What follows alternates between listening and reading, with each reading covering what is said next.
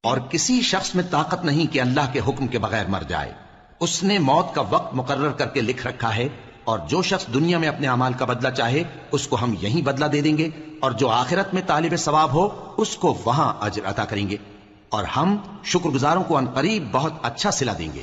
اور بہت سے نبی ہوئے ہیں جن کے ساتھ ہو کر اکثر اہل اللہ دشمنوں سے لڑے ہیں، تو جو مصیبتیں ان پر اللہ کی راہ میں واقع ہوئیں ان کے سبب انہوں نے نہ تو ہمت ہاری اور نہ بزدلی کی، نہ کافروں سے دبے.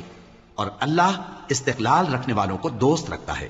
اور اس حالت میں ان کے منہ سے کوئی بات نکلتی تو یہی کہ اے پروردگار، ہمارے گناہ اور زیادتیاں جو ہم اپنے کاموں میں کرتے رہے ہیں معاف فرما، اور ہم کو ثابت قدم رکھ اور کافروں پر فتح عنایت کر. تو اللہ نے ان کو دنیا میں بھی بدلہ دیا اور آخرت میں بھی بہت اچھا بدلہ دے گا، اور اللہ نیکوکاروں کو دوست رکھتا ہے. مومنو، اگر تم کافروں کا کہا مان لوگے تو وہ تم کو الٹے پاؤں پھیر کر مرتد کر دیں گے.